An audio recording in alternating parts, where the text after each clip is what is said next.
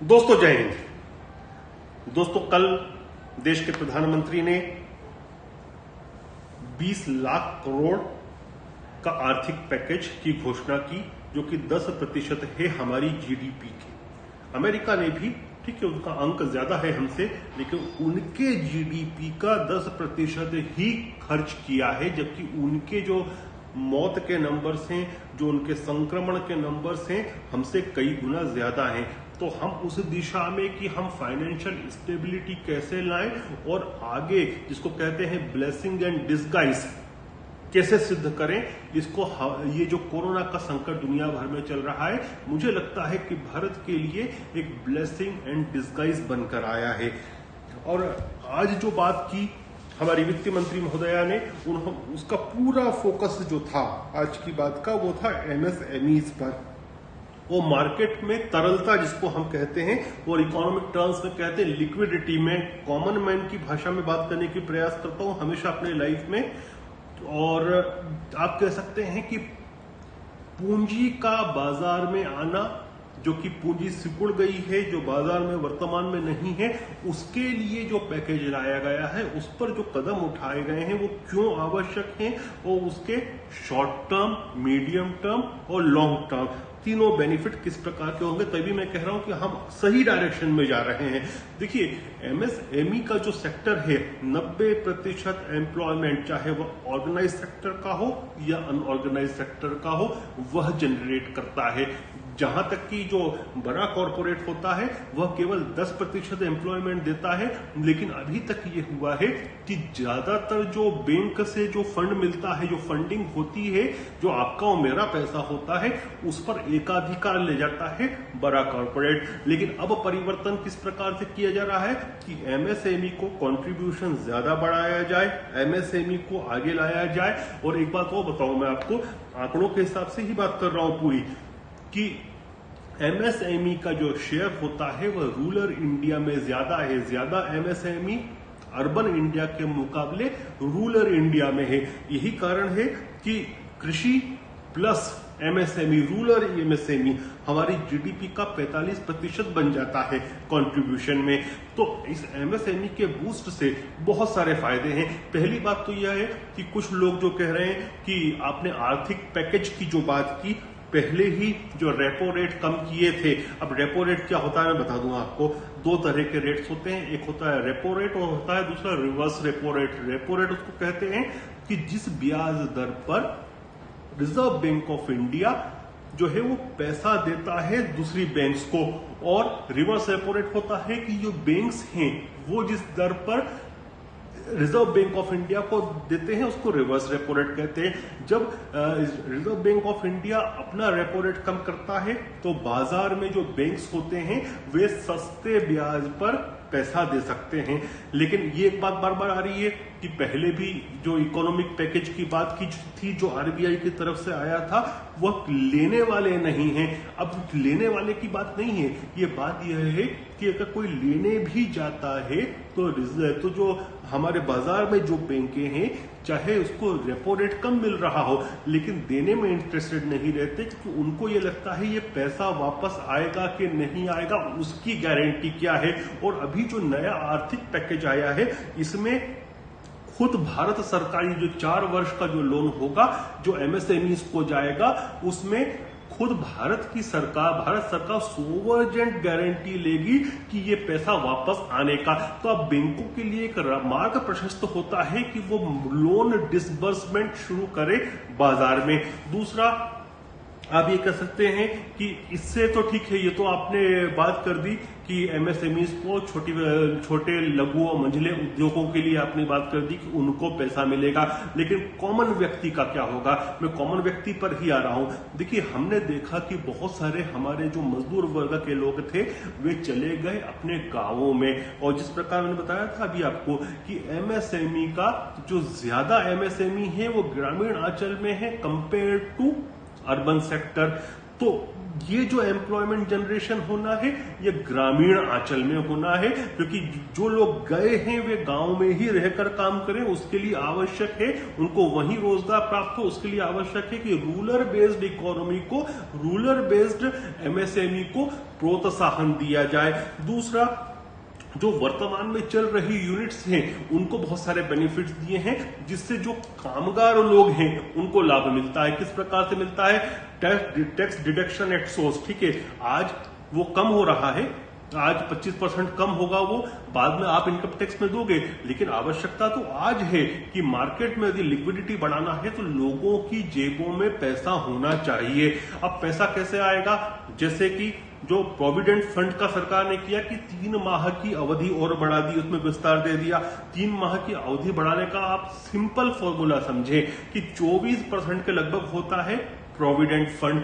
किसी व्यक्ति की सपोज करो कि नौकरी है 13,000 14,000 की, बेसिक मान ली उसकी कि बेसिक 14,000 में से 10,000 पकड़ा है, 10,000 में से 2,500 जो है, लगभग 2,500 का कंट्रीब्यूशन तो वो कर रहा है, एम्प्लॉय कर रहा है, और एम्प्लॉयर 2,500 का कंट्रीब्यूशन कर रहा है। अब जो उसके जेब में सैलरी आएगी, चूंकि 2,500 का कंट्रीब्यूशन जो है खुद भारत की सरकार करेगी, तो उसको जो सैलरी मिलनी है वो 2,500 रुपए प्रति माह के हिसाब से अगले 3 महीने तक उसकी जेब में एक्स्ट्रा मिलेगी। एक्स्ट्रा सैलरी का मतलब क्या हुआ? उसकी जेब में ज्यादा पैसे होना, ताकि वो मार्केट में खर्च कर सके। वो फाइनेंस की साइकिल जो होती है, अर्थशास्त्र में लिक्विडिटी सबसे महत्वपूर्ण होती है कि बाजार में पूंजी का होना, तो इस तरह से पूंजी जनरेट होती है। ये तो एक व्यक्ति की बात हुई जिसको सैलरी मिलती है। अब एम्प्लॉयर की जहां तक बात है, कोई व्यक्ति है, जैसे मेरे साथ काम करते हैं 25 लोग, अब 25 लोगों का कॉन्ट्रीब्यूशन से फॉर एग्जाम्पल 1.5 लाख रुपए महीना मैं डालता हूं उनके पीएफ फंड में, तो मेरे पास भी वो 1.5 लाख बच रहा है जो सरकार दे रही है। तो अब मैं क्या कर सकता हूं कि मैं छटनी कम करूंगा, या फिर जहां काम रुका है, जहां मुझे पूंजी की आवश्यकता है, क्योंकि इतने लॉकडाउन के बाद जो समस्याएं हैं, वहां पर जहां मुझे इन्वेस्ट करना है वह 1.5 लाख की पूंजी, लाख रुपए की पूंजी वहां इन्वेस्ट करूंगा। तो उससे क्या होगा कि मार्केट में फिर वापस रोटेशन शुरू होता है। इस साइकिल को चलाना बहुत जरूरी है। कोई ये कहे कि कुछ लोग कह रहे थे कि इससे अच्छा तो ये है कि 10-10 हजार रुपए सबके अकाउंट में डाल दे। नहीं, वो अच्छा नहीं है, क्योंकि वो पैसा कुछ समय में अपना आप शून्य हो जाता है। वो कैसे होता है कि आज आपने किसी के अकाउंट में पैसा डाला, ठीक है, उसकी टेम्परेरी तो राहत मिल गई उसको, लेकिन इकोनॉमिक साइकिल वहीं नहीं चल पाती। इकोनॉमिक साइकिल तो जनरेशन, डिमांड सप्लाई जो चेन होती है वह चलती रहे, तो ही इकोनॉमिक साइकिल चलती है। और यह जो आर्थिक पैकेज आया है ये इसी दिशा में बहुत बड़ा कदम है। फिर एक और जो बड़ा इंजेक्शन लगा है, वह इंजेक्शन बिजली सप्लाई करने वाली कंपनीज को दिया गया है, जिससे प्राइवेट भी है और जिसमें गवर्नमेंट भी है। जैसे एमपी भी है, महाराष्ट्र की है, बहुत सारे अलग अलग है। और दिल्ली के अलावा जितने इलेक्ट्रिसिटी बोर्ड है, अधिकांश उनमें से वे अभी नेगेटिव में है, अभी नहीं पहले से ही नेगेटिव में है। और अब जब पैसा इकट्ठा करना लॉकडाउन की वजह से मुश्किल पड़ रहा है, तो यदि ये जो इलेक्ट्रिसिटी बोर्ड है, बिजली जनरेशन वाली कंपनीज को पैसा नहीं देंगे, तो या तो वो जनरेशन करना बंद कर दे या इनको देना बंद कर दे।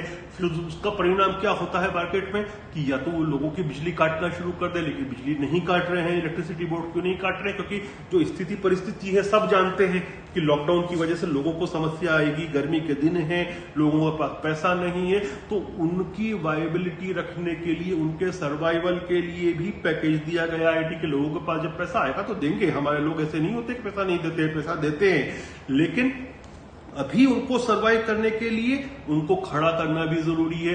उस दिशा में एक सही कदम उठाया है। और आप देखिए, बिजली के ऊपर बहुत सारी चीजें डिपेंड करती हैं। हमको यह भी ध्यान रखना है कि चीन से जो कंपनियां निकलना चाहती हैं, लगभग 1000 से ज्यादा कंपनियां चाइना को छोड़ना चाहती हैं, उसमें से एक बड़ा पोर्शन भारत को मिल जाए। चीन की बौखलाहट भी है उसके प्रति, वो बौखलाहट झलक भी रही है। हमने सिक्किम में देखा एक नमूना, वो भी उसका कारण है। नेपाल की प्रतिक्रियाएं उस सड़क के लिए जो काफी सालों से बन रही थी, उसमें जब कंप्लीट हो गई तो उनकी प्रतिक्रिया आ रही है। वो चाइना की तरफ से बोल रहा है, क्योंकि वहां की कम्युनिस्ट पार्टी की जो सरकार है वो चाइना की गोद में बैठी है। हमने पिछले एपिसोड में उस बारे में डिटेल में बात की, वापस बात करने की आवश्यकता नहीं लगती। फिर आज एक मैंने प्रतिक्रिया देखी, कुछ क्रिया देखी और कुछ प्रतिक्रिया देखी। देखिए, जी रॉन्ग है, मिस जी रॉन्ग, ये भारत में जो एम्बेसी है चाइना की, उसकी स्पोक्स वुमेन है। और इन्होंने क्या किया है, इन्होंने पहले तो कल कुछ ट्वीट्स किए और इन्होंने सफाई दी कि जो वुहान में जो चाइनीज वायरस, मैं चाइनीज वायरस ही बोल रहा हूं उसको, अभी जानबूझ के बोल रहा हूं, क्योंकि जिस प्रकार से इनकी प्रतिक्रिया आएगी तो हमारी प्रतिक्रिया भी आएगी। तो जो ये चाइनीज वायरस, वुहान वायरस निकला, उसमें हमारा दोष इसलिए नहीं है क्योंकि वो कोई मानव निर्मित नहीं है, पहली बात तो। फिर किसी तरह का जो वुहान इंस्टीट्यूट है उसके पास ऐसी क्षमता भी नहीं है कि वो कुछ किसी प्रकार का वायरस बना पाए, निर्माण कर पाए। प्लस वहां किसी प्रकार से मिस हैंडलिंग नहीं हुई, मिसहैप नहीं हुआ जिसकी वजह से किसी प्रकार का लीकेज हुआ हो। प्लस वो आगे कहती हैं कि हमारे कल्चर में तो बैट्स को नहीं खाते, हम जानते हैं क्या करते हैं क्या नहीं करते। फिर वो कहती है वुहान में किसी प्रकार का वेट मार्केट भी नहीं है, दुनिया जानती है कि वुहान में और चाइना में वेट मार्केट चलते हैं और चल रहे हैं आज भी। खैर, उसके बाद उसके पहले एक और उन्होंने चीज की, उन्होंने सीधे सीधे भारतीय मीडिया को बोला और उनसे एक तरह से निवेदन के शरीर, निवेदन तो खैर किया ही जाता है डिप्लोमेसी में, निवेदन करते हैं कि आप जब ताइवान की बात करें तो वन चाइना पॉलिसी की ही बात करें, ये भारतीय मीडिया को बोलते हैं। फिर आप देखिए कि जितने बड़े अंग्रेजी अखबार हैं, चाहे इकोनॉमिक टाइम्स हो, टाइम्स ऑफ इंडिया हो, हिंदू हो, इन सब में जो ओपेड होता है, ओपेड क्या होता है, एक तो होता है एडिटोरियल और दूसरा होता है ऑपोजिट टू एडिटोरियल, इसलिए उसको कहते हैं ओपेड। ओपेड में यूजुअली क्या बड़े लेखक हुए, बड़े ब्यूरोक्रेट्स हुए, किसी दूसरी कंट्री का एम्बेसडर हुआ, प्राइम मिनिस्टर हुआ, वो लिखते हैं और वो अपना व्यू रखते हैं। तो और ये ओपेड सभी जगह होता है। न्यूयॉर्क टाइम्स का ओपेड बड़ा फेमस है जिसमें सब लिखते हैं, वॉशिंगटन पोस्ट का ओपेड बड़ा फेमस है।